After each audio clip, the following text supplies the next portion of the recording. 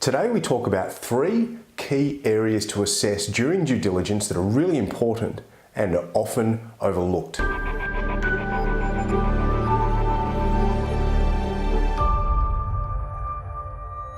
Have a look at our last video, which is about effectively negotiating on the price of the business. Once you and the vendor have agreed on the price and terms, you'll move on to the next stage of the process, due diligence. I'll start by saying that most people think due diligence is the process of verifying the revenue and expenses of the business. And yes, that's a really important step, and the sale probably won't go any further if there are material differences to the information that you based your offer on. But what about assessing operational risk? And that's something that is really commonly overlooked. Crunching and verifying numbers is about assessing the business of yesterday. Assessing risk in the business is about projecting how the business is going to look tomorrow. And as the new owner, that's what you should be really interested in. Building a risk assessment speaks to how well the business will perform after the business is sold and transferred, and the old owner leaves and the new owner comes in to fill their shoes.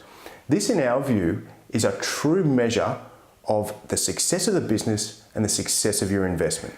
There are many areas to think about when it comes to assessing risk, so we've broken them down into 4 key areas for you. Customer relationships. Will all the customers stay with the business when there is a new owner? Will they demand better prices in exchange for staying? And is there a danger of payment terms deteriorating? Supplier relationships. Will all the suppliers continue to supply the business, and are there any favourable supply terms that may not be offered to a new owner? Licensing and permits.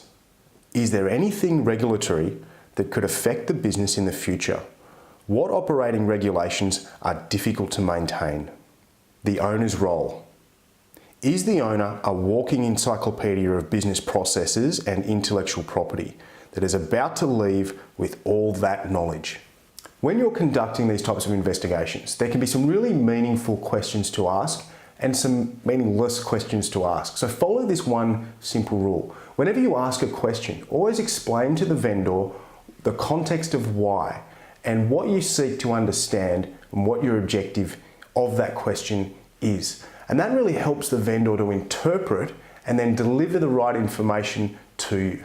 This is a topic that's really important to us, and it's an approach that many buyers overlook, which can get them into a lot of trouble down the track because they've only assessed the business in its past. They haven't assessed the risk of the future. If you need any help in this area, get in touch with us at Vision Brokers and Advisors. Thanks very much for watching. We really look forward to working with you. Happy buying and selling.